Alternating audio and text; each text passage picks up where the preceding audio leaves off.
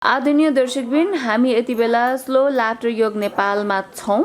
यो रहेको छ रत्नराज्य स्कुलदेखि सिधै अगाडि बढ्नुपर्छ, मध्य बानेश्वरमा रहेको छ। यहाँले स्क्रिनमा देखिसक्नु भएको छ बिरामी दुईजना हुनुहुन्छ यति बेला कुराकानी गर्न, अनि डाक्टर पूर्ण साई हुनुहुन्छ। डाक्टर साहब नमस्कार। नमस्ते हजुर। आज हामी तपाईँका दुईजना बिरामीसँग विशेष कुराकानी गर्नेछौँ। नमस्कार। यहाँको नाम चाहिँ? मेरो कृष्णबहादुर विक। कहाँबाट आउनुभयो? म्याग्दीदेखि। कति दिन भयो आउनुभएको? आएको आज 15 दिन भयो। 15 दिनदेखि यहाँ बसिरहनु भएको छ है। यहाँ चाहिँ कसलाई लिएर आउनुभयो तपाईँ? छोरीलाई लिएर आएको। ए, छोरीलाई के भएको? छोरीलाई चाहिँ कलेजोमा समस्या थियो। डक्टरले चेक गराएको, भिडियो एक्सरे गरेको, अनि कलेजोमा जुका परेर अन्डा पारेको छ भन्ने कुरा गर्नुभयो। अनि 2 महिना जति औषधि खुवाएर हेरियो, अनि भएन। अनि फेरि भिडियो एक्सरे गरेर हेरेको, घाउ झन् बढेछ भन्ने कुरो भयो। अनि पोखरा बेनी, म्याग्दी बेनीबाट पोखरा पठाउनु भयो। अनि गण्डकी हस्पिटलमा भर्ना गरेर राखियो बच्चालाई। अनि त्यहाँ अपरेसन गर्ने तयारीमै थियो। बच्चाको कलेजोको अपरेसन गर्नुपर्छ भन्ने तयारीमा थियो। अनि ठ्याक्कै त्यही बेलामा मेरो साथीले बागलुङबाट फोन गर्नुभयो। अनि कृष्णजी कस्तो छ, के छ बच्चाले भने, यस्तो यस्तो अपरेसन गर्ने तयारीमा छ भनेर भनेको। कृष्णजी त्यहाँ अपरेसन गर्ने काम नगर्नुहोस्, हाम्रो काठमाडौँमा डाक्टर साहब हुनुहुन्छ पूर्ण साई, उहाँ कहाँ लैजानुहोस्, उहाँकोमा बिना अपरेसन राम्रो उपचार हुन्छ, त्यहाँ चिर्ने फार्ने यताउतिको कामै नगर्नुहोस् भनेर भनिदिनु भयो। अनि त्यसपछि मैले बच्चाले 2-3 दिन लगाएर उसलाई हरेक बाना गरेर निकालेँ हस्पिटलदेखि। अनि यहाँ ल्याउनु भएको छ है। म नानीसँग कुरा गर्छु अनि तपाईँसँग फेरि आउँछ है त। नानीको नाम? रेजिना। यहाँको कति दिन भयो? 15 दिन। म्याग्दी होइन त घर? अनि रेजिना कति वर्षको? म 11। कतिमा पढ्ने गराएको थियो? 6 कक्षामा पढ्ने है। अनि कहिलेदेखि दबाई खाएको थाहा छ रेजिनालाई? मैले 3 महिनादेखि। 3 महिना भयो यहाँले दबाई खानुभएको होइन? दबाई चाहिँ धेरै खानुहुन्थ्यो? अनि डाक्टरले के भन्नुभयो त तपाईँलाई याद छ? अपरेसन गर्ने भन्नु। के भएको भन्नुहुन्थ्यो? यो कलेजोमा नामले जुका परेको भन्नुहुन्थ्यो। ए, अनि अपरेसन गर्नुपर्छ भन्नुभयो। अनि यहाँ आएपछि चाहिँ कस्तो लागेको छ, कस्तो भयो त? राम्रो लागेको छ। सुरु दिनमा कस्तो भयो? सुरु दिनको आफ्नो अनुभव सुनाउनु त। यहाँ आएपछि कस्तो असन्चो लाग्थ्यो। असन्चो लाग्थ्यो।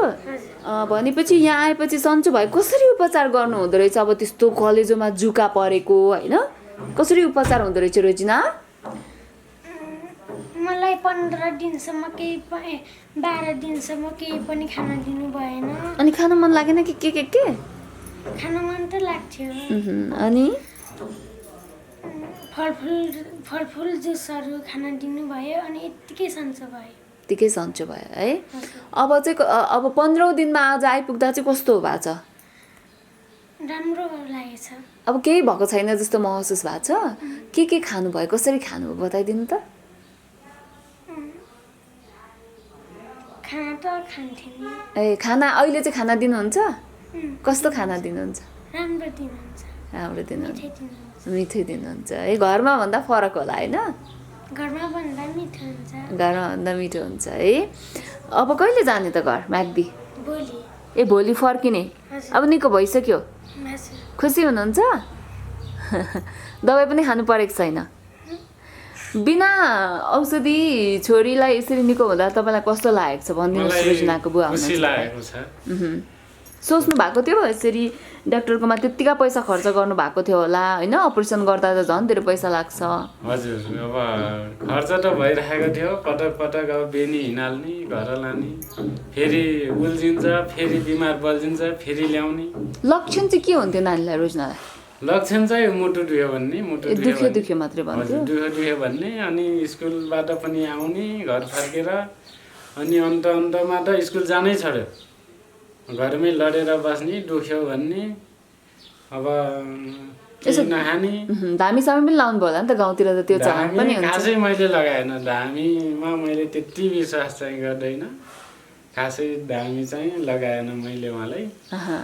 अनि हस्पिटलमै पैसा चाहिँ खर्च भयो तर चाहिँ निको भएन। अनि अन्तमा साथीले पनि बाटो लगाइदियो डाक्टर पूर्ण सर कहाँ जानु भनेर। अनि उहाँले पनि अब मेरो पुण्य नै कमाउनु जस्तो एउटा बाटो लगाएको उहाँलाई नै अब भगवानै जस्तो ठान्नु पर्यो। अनि डाक्टर पूर्ण साईजीलाई पनि अब भगवान सरी नै लागेको छ अहिले बच्चा निको हुँदा है, भगवान सरी नै लागेको छ बच्चा निको भइसकेपछि चाहिँ होइन। बुवाले ठिक भन्दै हुनुहुन्छ रोजिना? जे होस् अहिले चाहिँ अब घरमा गएर स्कुल जाने होला होइन, पढ्ने होला नि त। अनि तपाईँले चाहिँ के भएको छ कि नानीलाई मात्रै उपचार गर्न आउनुभएको कि? मलाई पनि 1 वर्ष जति भयो यो थाइरोइडको औषधि खाइराखेको। 1 वर्षदेखि खाइरहनु भएको छ? खाइराखेको। यहाँ आएदेखि चाहिँ अब छोरीले जे गर्छ छोरीको ट्रिटमेन्ट भयो, मेरो पनि भयो। ए तपाईँले दबाई छोड्नु भयो? दबाई छोडेँ। दबाई छोडेपछि त मान्छे मरिहालिन्छ भन्छन् नि त फेरि। अब खै अब सरकहाँ आएर अब खानिदिनु भएन, दबाई अब प्याक गरिदिनु भयो, जुसहरू खुवाउनु भयो। 3 दिनसम्म जुस खाइयो, त्यसपछि फलफुलकै माध्यमबाट अहिले चाहिँ ठिकै छ। अब दबाई खाइए छैन र नि खै बाँचेकै छ, सन्चो भइरहेको छ भनौँ। अब फेरि दबाई खानु पर्ला नि त घर गएपछि? अब यही सरहरूले भने चाहिँ अब खानापिनाकै खानपिन सुधारियो भने औषधि खानु नपर्ला जस्तै लाग्छ मलाई। भनेपछि हाम्रो दैनिक खाने खानपिन सुधारेको खण्डमा हामीले डाक्टरको दबाई नखाँदा पनि हुने रहेछ भन्ने यहाँलाई ज्ञान भयो होइन। अब यहाँ कति धेरै आउन चाहनुहुन्छ, मलाई पनि फोनहरू आइरहेको हुन्छ होइन। मैले पहिला पनि कुराकानी गरेर होला डाक्टर साहबकोमा आउनका लागि। के छ फीहरू कतिको महँगो रहेछ त? फी अब ठिकै हो, अब त्यतिमा उपचार हुने। अब हामीले अब 50,000मा बाउछोरीकै उपचार भयो भनौँ न एउटा हिसाबले। उस्तै पऱ्यो त डाक्टरले 50,000 त एक दिनमै लगिदिन्छ हस्पिटलमा त।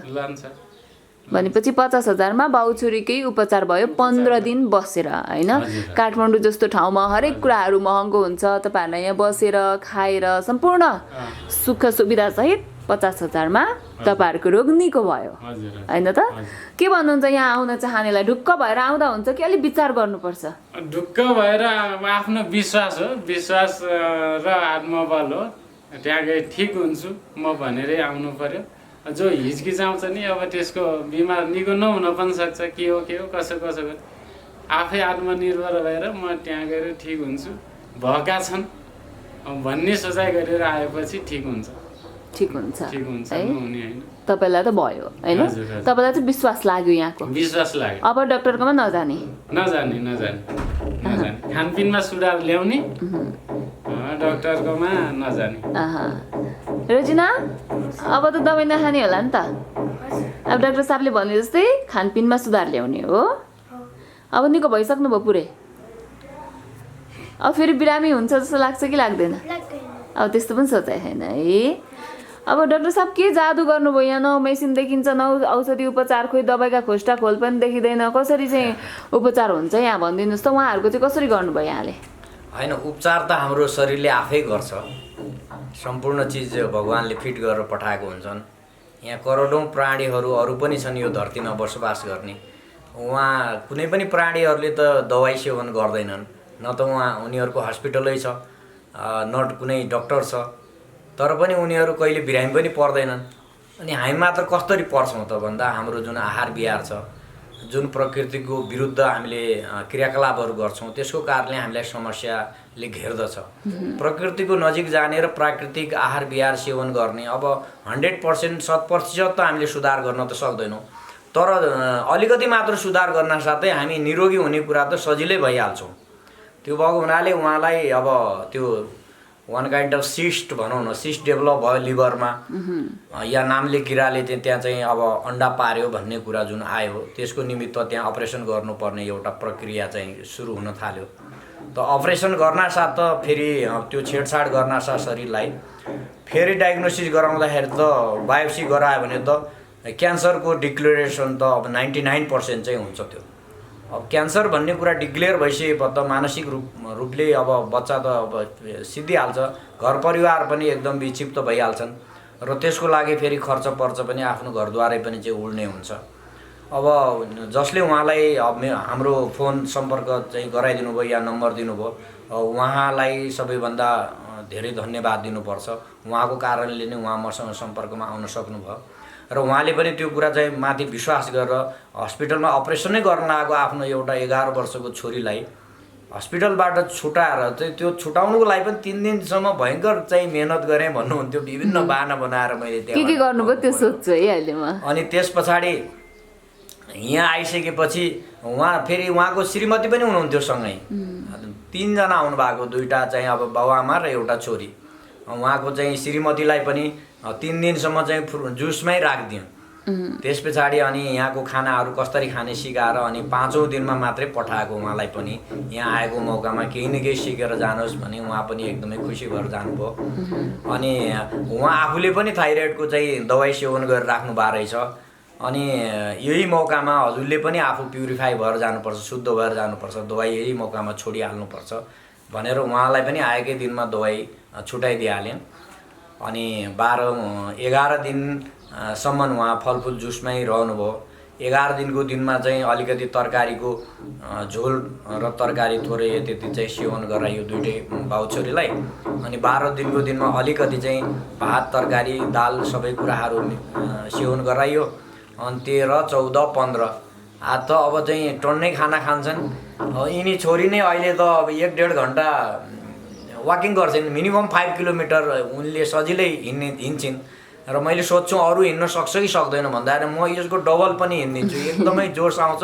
भोक चाहिँ असाध्य लाग्छ, जात्रै भोक लाग्छ भन्छन्। बिहानै अरूहरूले यहाँ सुनाउनुहुन्छ, यो छोरी नानीलाई त डाक्टर साहब केही त खुवाउनु पऱ्यो नि, जात्रै भोक लाग्यो भन्छन् बिहान बिहान भनेर भन्छन् होइन। मलाई एकदम खुसी पनि लाग्छ। एकदम त्यसरी चाहिँ आउँदाखेरि केही खान नसक्ने, केही खान मन नलाग्ने, खाए कि भोमिट भइहाल्ने, उहाँहरू कति पीडित हुनुहुन्थ्यो। अब त्यो त अब यहाँ बयानै गर्न सकिन्न।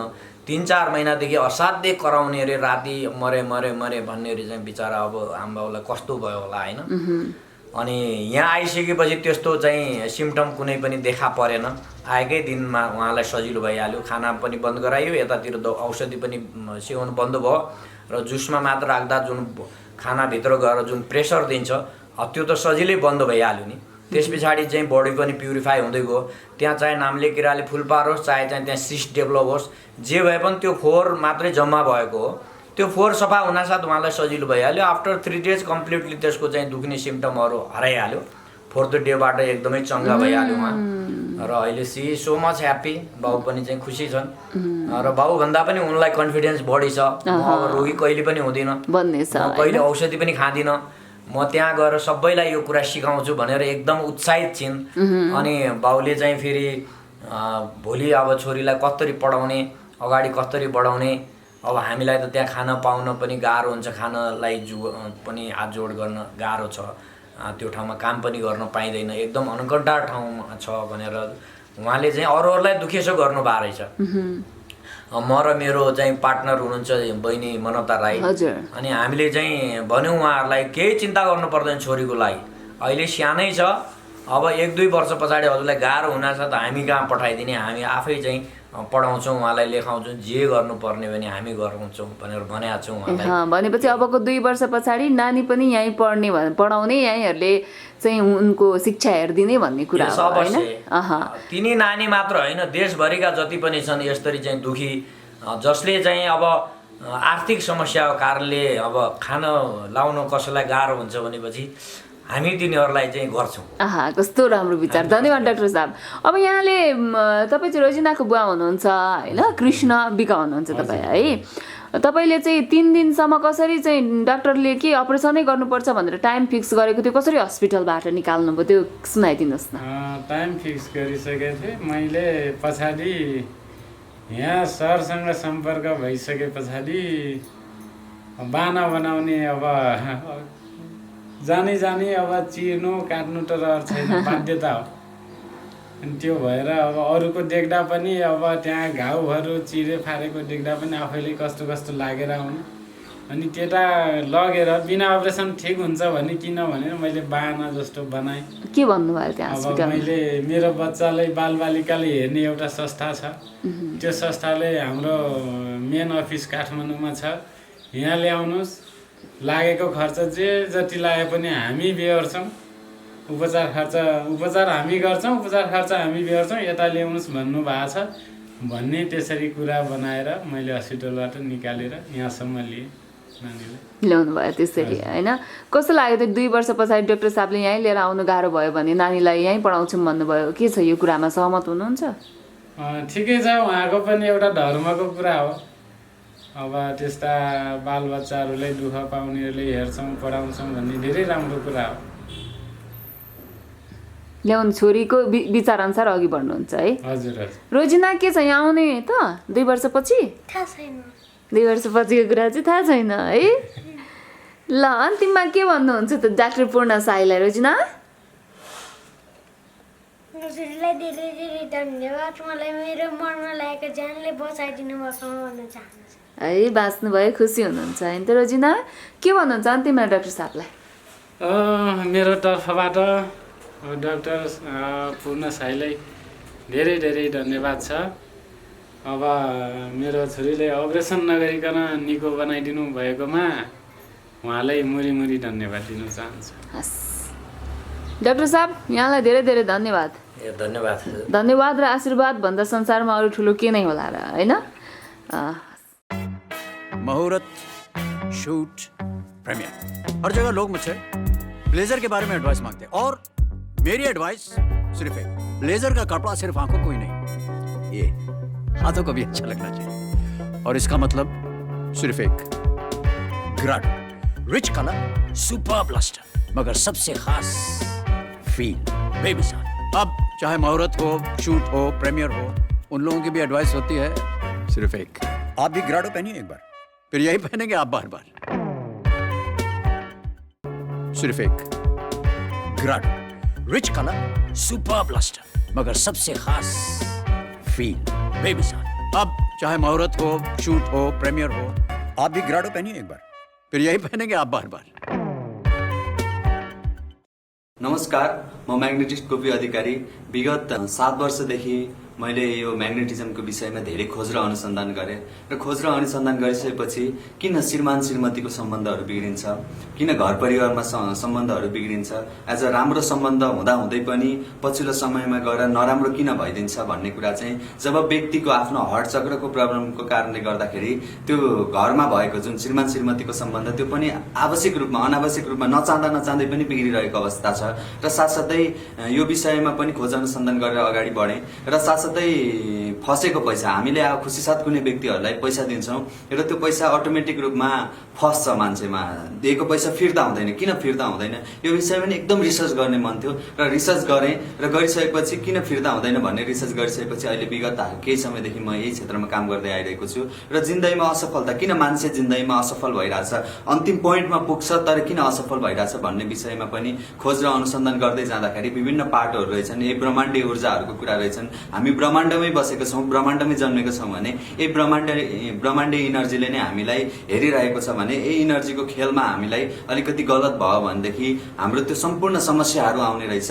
त्यही विषयमा विगत 8 वर्षदेखि म रिसर्च गर्दै आएको छु र रिसर्च गर्ने क्रममा हजारौं व्यक्तिहरूलाई ट्रिटमेन्ट गरेँ, हजारौं व्यक्तिहरूलाई हिल गरेँ। हिल गरिसकेपछि वास्तवमा यो हुने रहेछ है भन्ने विषयले अघि बढिरहेको छु। एज अ तपाईँहरूमा पनि समस्या छ भने एकपल्ट सम्झन सक्नुहुन्छ म भन्न चाहन्छु। हस्त, धन्यवाद।